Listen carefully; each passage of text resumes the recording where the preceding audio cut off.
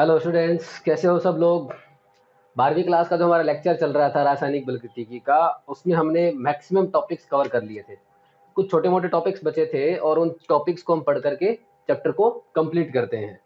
हमारे पास रासायनिक बलकृति में दो चार पॉइंट बचे थे। एक तो हमारे पास बचा था कि अभिक्रिया का जो वेग होता है उसको प्रभावित करने वाले कारक कौन कौन से होते हैं। उसके अलावा छद्म कोटि विक्रिया बची हुई हमारे पास, और बाकी का पोर्शन जो हमारा वो लगभग कंप्लीट हो चुका है।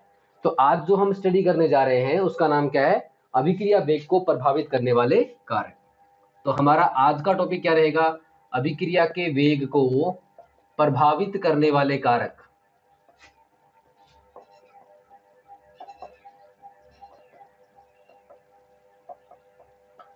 हाँ भाई, आज का टॉपिक क्या है हमारे पास? अभिक्रिया के वेग को प्रभावित करने वाले कारक। सबसे पहले मैं आपको थोड़ा सा आइडिया दे देता हूं कि कौन कौन से कारक जो होते हैं वो विक्रिया के वेग को प्रभावित कर सकते हैं। तो जब अपन ने टॉपिक स्टार्ट किया था तो हमने ये पढ़ा था कि रसायन विज्ञान की वह शाखा जिसके अंदर किसी रासायनिक अभिक्रिया की दर प्रभावित करने वाले कारक, उन सब का अध्ययन करते हैं, वह शाखा क्या कहलाती है हमारे पास? रासायनिक बलगतिकी। तो फिर आपने जस्ट थोड़ी देर बाद आपने कहा था कि जब कोई अभिक्रिया होती है तो अभिकारक क्या होता है? समय के साथ साथ कम होता जाता है, और अभिकारक अगर टूटेगा तो बेचारा किस में जाएगा? उत्पाद में।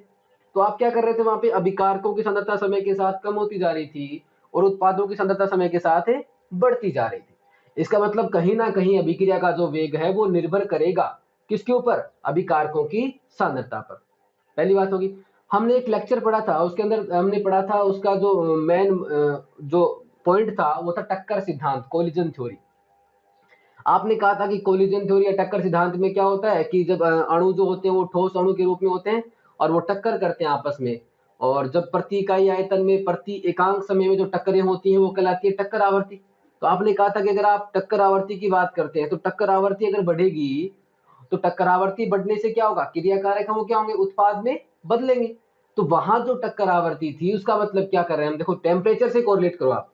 अगर हम टेम्परेचर इंक्रीज करेंगे तो काइनेटिक एनर्जी कहीं ना कहीं बढ़ेगी अणुओं की, और जब काइनेटिक एनर्जी अणुओं की बढ़ेगी तो वो कहीं ना कहीं क्या करेंगे? टक्कर जल्दी करेंगे, और टक्कर जब जल्दी करेंगे दैट मीन्स क्या हो जाएगा? टक्कर आवृत्ति बढ़ जाएगी, और टक्कर आवृत्ति भी बढ़ने से क्या होता है? विक्रिया का वेग बढ़ जाता है। मतलब कहीं ना कहीं पहला हमारे पास पॉइंट कौन सा था? अभिकारकों की सांद्रता से कहीं ना कहीं विक्रिया का वेग प्रभावित होता है। दूसरा हमने क्या लिख दिया? टेम्परेचर। कहीं ना कहीं टेम्परेचर भी क्या करता है? विक्रिया के वेग को प्रभावित करता है। थर्ड चीज क्या हो जाएगी हमारे पास? पहला पॉइंट कौन सा हो गया हमारे पास? अभिकारकों की सांद्रता। अभिकारकों की सांद्रता, कंसंट्रेशन ऑफ रिएक्टेंट्स। और सेकंड पॉइंट क्या हो गया हमारे पास? सिस्टम का जो टेम्परेचर होता है, तंत्र का तापमान। थर्ड चीज की बात करते हैं। हमने पढ़ा था कि उत्प्रेरक जो होते हैं वो क्या करते हैं? हमेशा हम ध्यान रखना, उत्प्रेरक क्या होता है? विक्रिया के वेग को में भी बढ़ा सकता है और घटा सकता है, डिपेंड करता है वो कौन सा उत्प्रेरक है। तो उत्प्रेरक भी क्या करते हैं? विक्रिया के वेग को बढ़ा सकते हैं या फिर घटा सकते हैं। तो थर्ड कौन सा हो जाएगा हमारे पास? Factor catalyst. जो उत्प्रेरक होते हैं वो भी किसी विक्रिया के वेग को घटा या बढ़ा सकते हैं। फोर्थ अगर हम बात करें तो हमारे पास देखना, ये अभिकारकों की सांद्रता, तंत्र का, सिस्टम का टेम्परेचर हो गया। थर्ड कौन सा होगा हमारे पास? उत्प्रेरक। फोर्थ कौन सा होगा? देखो, अभिकारक और जो उत्पाद होते हैं, तो अभिकारक और उत्पाद को की जो नेचर होती है ना, प्रकृति होती है, उसके ऊपर भी क्या होता है? विक्रिया का वेग निर्भर करता है। तो क्या होगा हमारे पास? फोर्थ, अभिकारकों एवं उत्पादों की प्रकृति। अभिकारकों एवं उत्पादों की प्रकृति। उसके अलावा अगर अपन बात करें, देखो जो सरफेस एरिया होता है, जब भी आप किसी रिएक्शन की बात करते हैं तो सरफेस एरिया, अगर जो पृष्ठीय क्षेत्रफल, सतही क्षेत्रफल जो होता है, अगर वो बढ़ जाएगा तो सतही क्षेत्रफल बढ़ जाएगा तो क्या होगा? उस सतही क्षेत्रफल में आने वाले क्रियाकारक अणुओं की संख्या ज्यादा हो जाएगी, और जब क्रियाकारक अणु ज्यादा होंगे तो कुल मिला के हम क्या कह सकते हैं कि अभिक्रिया का वेग भी कहीं ना कहीं प्रभावित होता हुआ नजर आता है। तो हम क्या कहेंगे? हमारे पास पांचवा फैक्टर कौन सा हो जाएगा? पृष्ठ क्षेत्रफल, या फिर क्या बोल सकते हैं अपन? सरफेस एरिया, या फिर सतही क्षेत्रफल।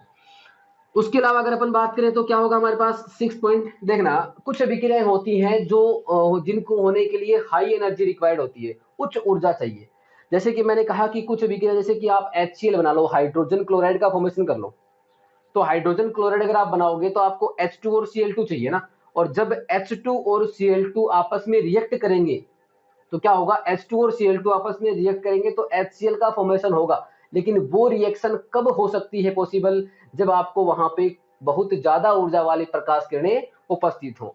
तो सन से आने वाली, सूर्य से आने वाली जो रेडिएशंस हैं वो भी क्या करती हैं, हमारे पास अभिक्रिया के वेग को प्रभावित करती है। तो रेडिएशन जो होती है ना, वो कौन सी अभिक्रियाओं को प्रभावित करती हैं, फोटोकेमिकल रिएक्शंस, या हम क्या कहेंगे प्रकाश रासायनिक अभिक्रिया जो होती हैं वो किन से प्रभावित होती हैं, विकिरण के द्वारा। तो जल्दी से एक बार बोर्ड पे देखिए, हमारे पास सामने कितने पॉइंट लिखे हुए हैं, 6 पॉइंट लिखे हुए हैं, और ये 6 पॉइंट क्या शो कर रहे हैं कि अभिक्रिया को प्रभावित करने वाले कारक कौन कौन से हैं। जल्दी से नजर मारिए, कौन सा दे रखा है, सबसे पहला कौन सा है, अभिकारकों की सांद्रता, दूसरा कौन सा दे रखा है, तंत्र का तापमान, तीसरा कौन सा हमारे पास उत्प्रेरक दे रखा है, और फोर्थ कौन सा हमारे पास अभिकारकों एवं उत्पादों की प्रकृति, और फिफ्थ कौन सा हमारे पास पृष्ठीय क्षेत्रफल या सतही क्षेत्रफल हम बोल सकते हैं, और हमारे पास लास्ट जो फैक्टर है वो कौन सा है, रेडिएशन है। कौन सा दे रखा है, रेडिएशन दे रखा है। चलो बात करते हैं अपन, सबसे पहला कौन सा ले लेते हैं हमारे पास, अभिकारकों की सांद्रता। तो देखना भाई, अभिकारकों की सांद्रता, इस फैक्टर को समझने की हमें आवश्यकता नहीं। देखो हम जो यहाँ पे बोर्ड पे लिख रहे हैं, हमारे पास जो फैक्टर लिखे हुए हैं, कारक लिखे हुए हैं, इनको हमने चैप्टर के अंदर पहले ही क्या कर रखा है, रीड आउट कर रखा है, केवल हमें ये आपको यहाँ पे समझने हैं, तो बाकी हम इसको पहले ही पढ़ चुके हैं। तो क्या लिखा हुआ है, अभिकारकों की सांद्रता। आप बोलोगे सर हमने कहाँ पढ़ा था ये, तो याद करो भैया उस नियम को, कौन सा नियम था, लॉ ऑफ मास एक्शन, क्या नाम था, द्रव्य क्रिया अनुपाती नियम। कौन सा था, द्रव्य क्रिया अनुपाती नियम।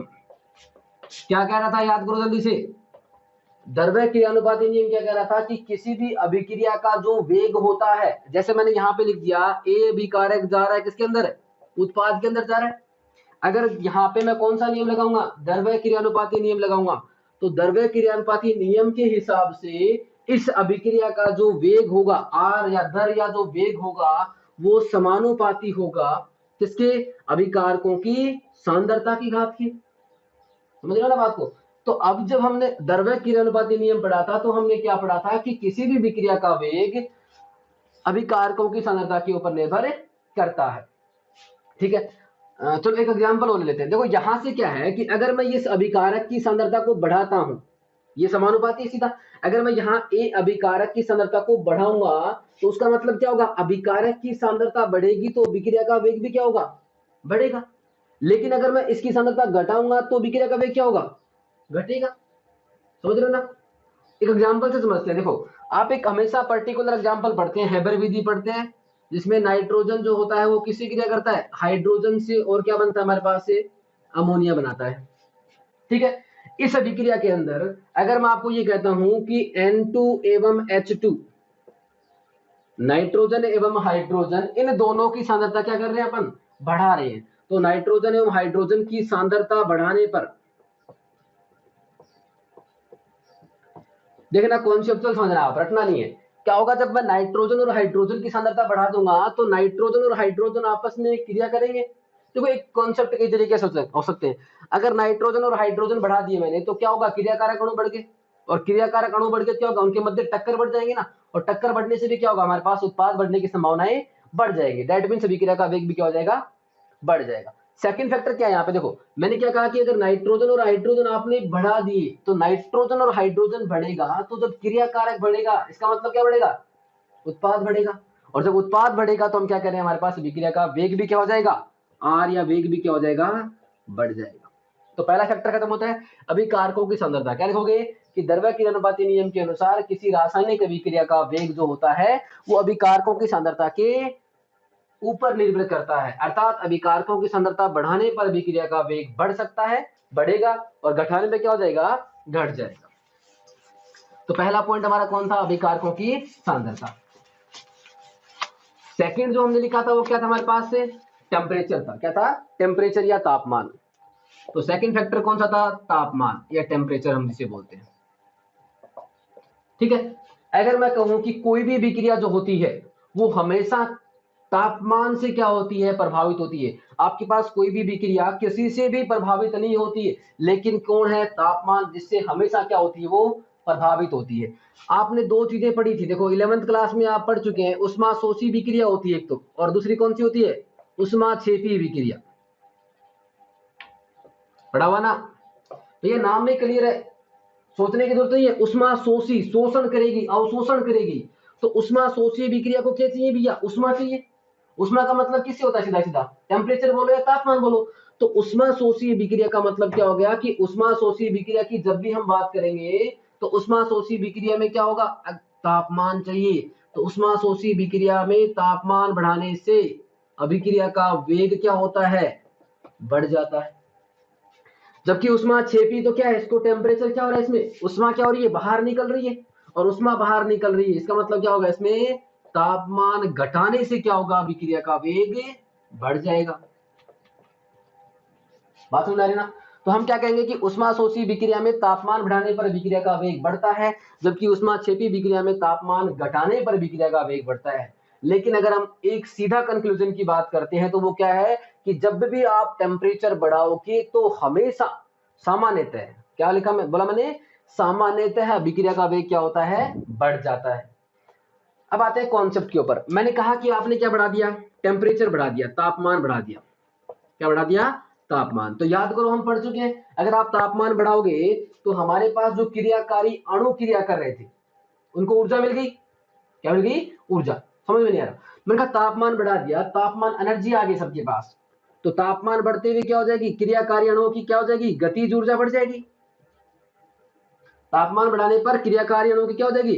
गतिज ऊर्जा बढ़ जाएगी। और गतिज ऊर्जा बढ़ जाएगी, क्या करेंगे आपस में? वो टेम्परेचर बढ़ा दिया, गतिज ऊर्जा बढ़ गई, भागेंगे इधर उधर, टक्कर करेंगे। क्या करेंगे?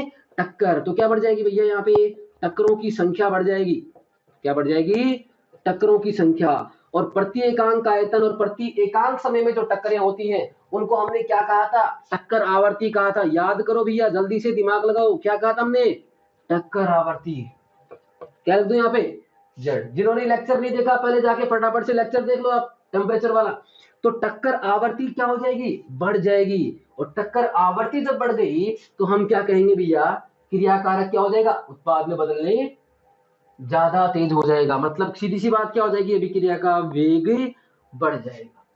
तो तापमान बढ़ाने पर क्रियाकारी अणुओं की गतिज ऊर्जा बढ़ जाती है, जिससे क्रियाकार अणुओं के मध्य टक्करों की संख्या बढ़ने से टक्कर आवर्ती का मान बढ़ जाता है। अर्थात प्रभावी टक्करों की संख्या बढ़ने के साथ अभिक्रिया का वेग बढ़ जाता है। अरे बताओ, कहीं याद करने की जरूरत है क्या? हम इसको पहले ही पढ़ चुके हैं। एक लाइन और बताना, अगर आपने किसी विक्रिया के तंत्र का टेम्परेचर 10 डिग्री सेंटीग्रेड से चेंज किया है तो 10 डिग्री सेंटीग्रेड चेंज करने पर अभिक्रिया का जो वेग होगा कितना चेंज हो जाएगा? 2 से 3 गुना तक बढ़ जाता है। पढ़ा था ना अपन ने टेम्परेचर कोफिशिएंट या फिर तापमान गुणांक। तो ये हमारे पास कौन सा था? दूसरा कॉन्सेप्ट क्या था? तापमान। तो क्या कहेंगे? तापमान बढ़ाने पर सामान्यतः विक्रिया का वेग बढ़ता है। उष्माशोषी विक्रिया का वेग तापमान बढ़ाने पर बढ़ता है, जबकि उष्माक्षेपी विक्रिया का वेग तापमान घटाने पर बढ़ता है।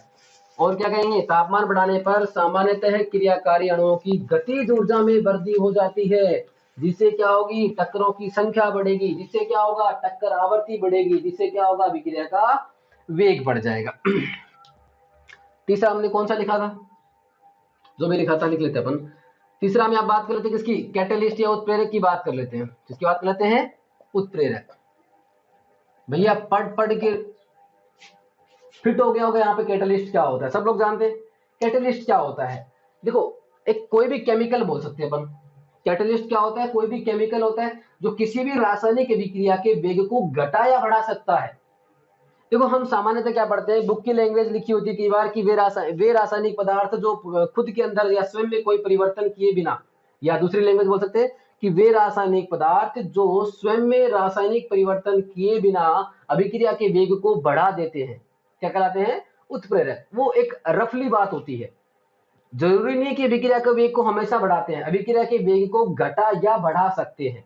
तो सीधी सी बात, उत्प्रेरक की फाइनल परिभाषा क्या होगी? वे रासायनिक पदार्थ जो किसी रासायनिक अभिक्रिया में शामिल हुए बिना, या फिर वे रासायनिक पदार्थ जिनकी रासायनिक प्रकृति में कोई परिवर्तन हुए बिना वे रासायनिक अभिक्रिया के वेग को घटा या बढ़ा सकते हैं, क्या कहलाते हैं? उत्प्रेरक कहलाते हैं। क्या कहलाते हैं? उत्प्रेरक। अब बात यह आती है कि उत्प्रेरक कैसे अभिक्रिया के वेग को घटाएगा बढ़ाएगा। तो ध्यान रखना, एक छोटा सा डायग्राम यहाँ पे मैं बना रहा हूँ, अपन पहले पढ़ चुके हैं उस डायग्राम के बारे में। मैंने कहा यहाँ पे कुछ डायग्राम ऐसे बनाया हुआ है, यहाँ पे क्या लिखी हुई है भैया, ऊर्जा लिखी हुई है, पोटेंशियल मान लो, काइनेटिक मान लो, और यहाँ क्या हमारे पास अभिक्रिया की गति है। जल्दी से बताना, देखो हम पढ़ चुके हैं। मैंने कहा जिस इंसान के पास एनर्जी ज्यादा होगी उसका सिस्टम क्या होगा, स्टेबल नहीं होगा, अनस्टेबल। ऊर्जा ज्यादा मतलब आप अस्थायी है, ऊर्जा कम मतलब आप क्या है, स्थायी है। तो भैया हम क्या कर रहे हैं, देखो हमारे पास 3 ग्राफ बना रहे हैं, फटाफट से बना देते हैं। ये कुछ इस तरीके से ग्राफ बना रहा था मैंने पहला, और ये हमारे पास हो गया दूसरा ग्राफ, और ये कुछ इस तरीके से हमारे पास तीसरा ग्राफ हो गया। ठीक है, देखो इस ग्राफ के अंदर क्या दे रखा है, यहाँ जो है ये कौन है, अभिकारक है हमारे पास, कौन है, अभिकारक, और ये कौन हमारे पास, उत्पाद है। ठीक है, यहाँ अभिकारकों की ऊर्जा, यहाँ किसकी, उत्पादों की ऊर्जा है। लेकिन मैंने इसको डिनोट कर दिया, ये 1 नंबर ग्राफ है, ये 2 नंबर, और ये कौन सा है, 3 नंबर ग्राफ है।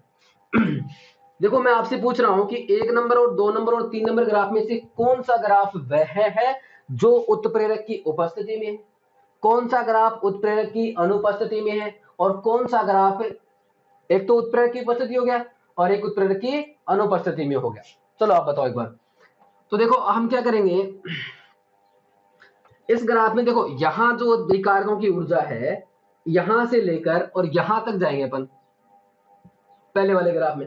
अगर हमें पहला ग्राफ देखना क्या करेंगे, अभिकारकों की ऊर्जा वो यहाँ पे समान है सबकी, और यहां से हमें पहले वाले ग्राफ के पास आना है, तो ये क्या हो जाएगी, पहले वाले ग्राफ की संकीर्ण ऊर्जा। अगर हम दूसरे की बात करेंगे तो दूसरे की संकीर्ण ऊर्जा कितनी होगी, कुछ इस तरीके से इतनी होगी, यहां से लेकर यहां तक दूसरे ग्राफ की संकीर्ण ऊर्जा। और अगर हम तीसरे ग्राफ की बात करेंगे तो तीसरे ग्राफ की संकीर्ण ऊर्जा कितनी हो जाएगी हमारे पास, यहां से लेकर और यहां तक, ये हो जाएगी EA3। तो क्या मतलब निकला, मतलब यहां पे क्या हो रहा है, इन तीनों ग्राफ में क्या वेरिएबल आ रहा है, क्या वेरिएशन आ रहा है कि संकीर्ण ऊर्जा में वेरिएशन आ रहा है। पहला जो ग्राफ है उस ग्राफ की संकीर्ण ऊर्जा क्या है, सबसे ज्यादा है। दूसरे ग्राफ की संकीर्ण ऊर्जा पहले से कम है, लेकिन तीसरे से क्या है, ज्यादा है। और तीसरा जो ग्राफ है उसकी संकीर्ण ऊर्जा क्या है, सबसे कम है। हमने क्या कहा था, जिसकी ऊर्जा ज्यादा होगी उसका सिस्टम क्या होगा, उतना ही अस्थायी होगा। तो मैं यहाँ पे क्या बात करूंगा, पहले बात कर लेता हूं किसकी, संकीर्ण ऊर्जा की। किसकी बात कर लेते हैं, संकीर्ण ऊर्जा की। तो संकीर्ण ऊर्जा सर्वाधिक किसकी है, पहले ग्राफ की, उसके बाद दूसरे ग्राफ की, और उसके बाद किसकी है, तीसरे ग्राफ की है। तो सबसे ज्यादा पहला ग्राफ है, उसके बाद दूसरा ग्राफ, उसके बाद कौन सा है, तीसरा ग्राफ। इसका मतलब क्या हो जाएगा, जिसकी ऊर्जा सबसे ज्यादा होती है, कौन सी, संकीर्ण ऊर्जा। तो देखो संकीर्ण ऊर्जा अगर ज्यादा हो गई तो भैया यहां से लेकर यहां तक जाने के लिए लंबा पाथ तय करना पड़ेगा, लंबी दूरी चलना पड़ेगा। समझ लो ना भाई, पहला जो ग्राफ है उसमें यहां से चले टिक टिक टिक टिक टिक टिक टिक यहां तक आ गए, तीसरे ग्राफ में चलो यहां से टिक टिक टिक टिक टिक, मतलब थोड़ी सी दूरी तय की और आप तीसरे ग्राफ में पहुंच गए। मतलब क्या हो गया कि अगर जिसकी संकीर्ण ऊर्जा कम है तो विक्रिया का वेग क्या होगा, ज्यादा होगा, कम दूरी तय करनी पड़ेगी।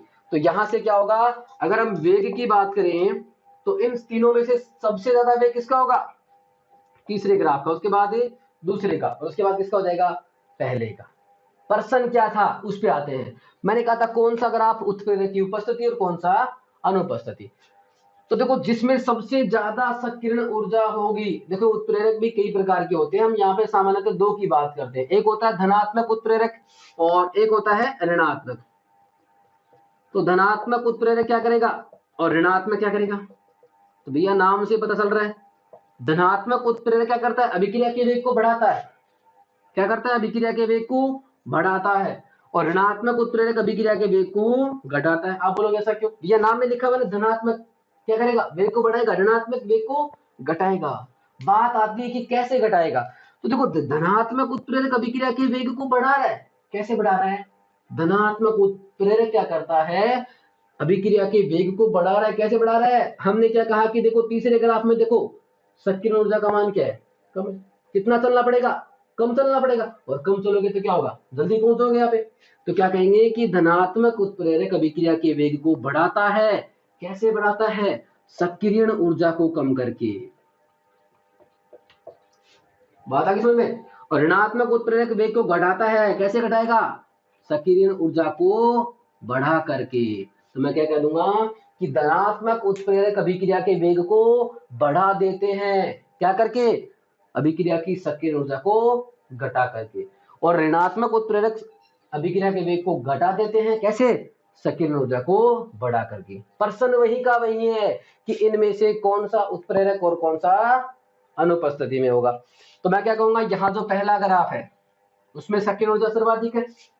देखो यहाँ पे पहले ग्राफ में सक्रिय ऊर्जा सर्वाधिक है, इसका मतलब ये किसकी उपस्थिति में होगा? ऋणात्मक उत्प्रेरक की होगा। कैसा होगा? ऋणात्मक उत्प्रेरक। भैया देखो क्या कर रहा है, बढ़ा रहा है। दूसरा जो ग्राफ है कौन सा है? बीच वाला है। ये क्या हो जाएगा? उत्प्रेरक की अनुपस्थिति में। और तीसरा जो ग्राफ है उसमें सक्रिय ऊर्जा क्या हो जाएगी? कम हो रही है, और कम होने का मतलब क्या हो जाएगा? धनात्मक उत्प्रेरक। बहुत इंपॉर्टेंट है ये टॉपिक, है ना। अगर आप किसी कंपटीशन एग्जाम के लिए बात करते हैं तो भी इसमें ये बहुत ही इंपॉर्टेंट रोल रखता है। अच्छा, एग्जाम्पल की बात कर लें क्या एक? मैंने कहा ये तो सिंपल क्या था, हमारे पास कैटलिस्ट था। एक अब इसका स्क्रीनशॉट ले लो आप, है ना, जल्दी से ले लो। तो हमें क्या ध्यान रखना है कि उत्प्रेरक जो होते हैं क्या करते हैं? अभिक्रिया के वेग को घटा या बढ़ा सकते हैं। ऐसा नहीं बोलोगे कि हमेशा बढ़ाते हैं हमेशा घटाते हैं। वो लाइन क्या होती है? सामान्यतः होती है। क्या होती है? सामान्यतः। तो हमारे पास क्या निकल के आया यहाँ पे कि उत्प्रेरक अभिक्रिया के वेग को बढ़ाएगा, इसका मतलब क्या कर रहा है? वो संकीर्ण ऊर्जा को कम कर रहा है। और अगर उत्प्रेरक अभिक्रिया के वेग को घटा रहा है, इसका मतलब क्या कर रहा है? वो संकीर्ण ऊर्जा को बढ़ा रहा है। बात समझ में आ गई ना। तो यहां पर हमारे पास क्या था? उत्प्रेरक। ठीक है, अब देखो यहां जो उत्प्रेरक था उसके लिए हम क्या कर रहे हैं, छोटा सा एग्जांपल बता देते हैं आपको ना। जो एथिल एसीटेट होता है, एथिल एसीटेट का अगर हम जल अपघटन करें, अगर हम एथिल एसीटेट का क्या करें? जल अपघटन करेंगे, तो एथिल एसीटेट का जल अपघटन करने पर क्या होता है? अभिक्रिया क्या होती है? सामान्यतः धीमी होती है, लेकिन अम्लीय माध्यम की उपस्थिति में क्या होता है? अभिक्रिया का वेग बढ़ जाता है। मैं एक बार लिख देता हूं, वैसे बड़ा पढ़ा हुआ है। ये हमारे पास होता है CH3COO2H5, ये होता है एथिल एसीटेट। ठीक है, अगर हम क्या करते हैं? इसका जल अपघटन करते हैं, हाइड्रोलिसिस करते हैं, तो क्या बनता है हमारे पास? CH3COOH plus C2H5OH। तो सामान्य परिस्थितियों के अंदर अभिक्रिया का वेग क्या होता है? धीमा होता है। लेकिन जैसे आपने क्या करवा दिया, इसको अम्लीय माध्यम प्रदान कर दिया, तो एसिडिक मीडियम की प्रेजेंस में अभिक्रिया का वेग क्या हो जाएगा? बढ़ जाएगा। ठीक है, अच्छा कितने फैक्टर पढ़ लिए अपन ने? टेम्परेचर हो गया, सांद्रता हो गई, और कैटलिस्ट हो गया। फोर्थ पढ़ते हैं हमारे पास कौन सा था? अभिकारकों एवं उत्पादों की प्रकृति।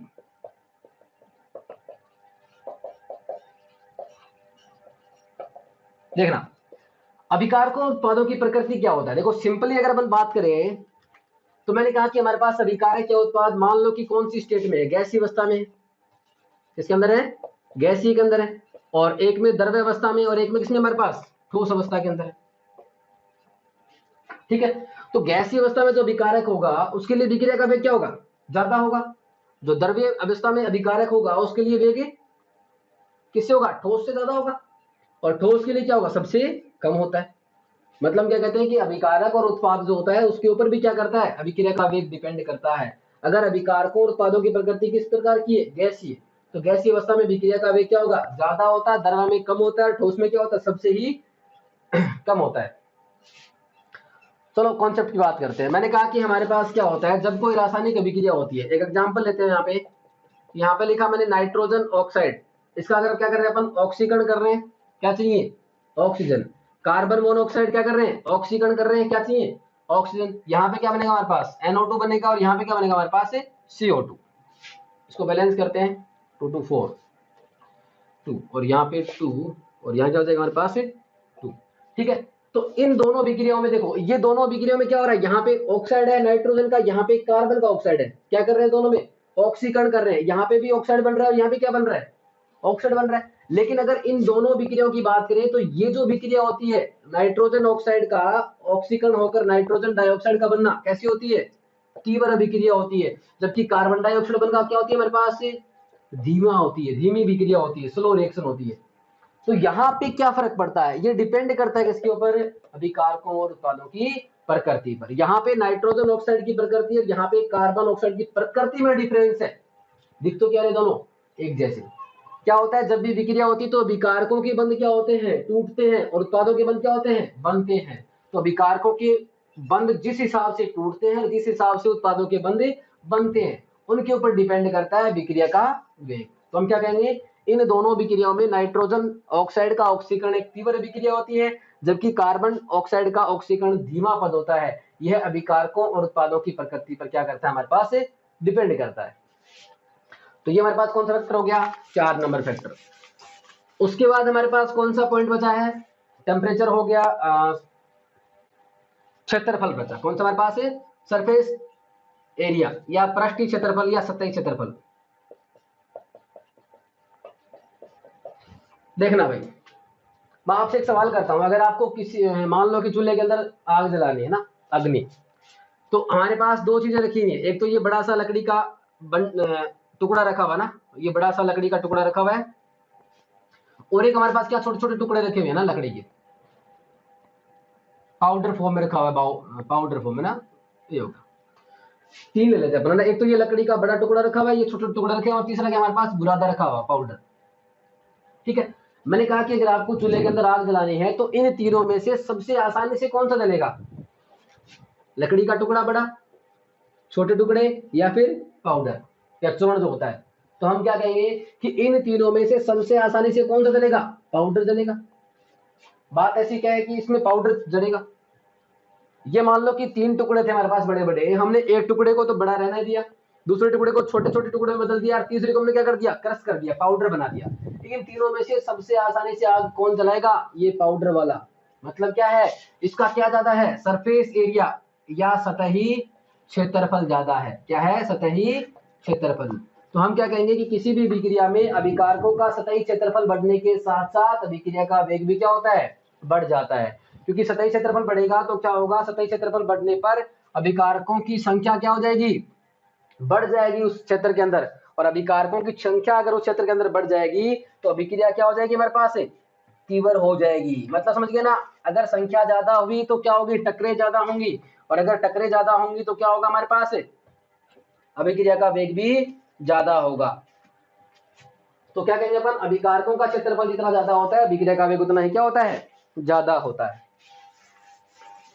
तो किसी चूर्णित पाउडर की उपस्थिति में अभिक्रिया का वेग ज्यादा होता है, किसकी तुलना में, किसी ठोस पृष्ठ की तुलना के अंदर। लास्ट कौन सा बचा हमारे पास, रेडिएशन या विकिरणें।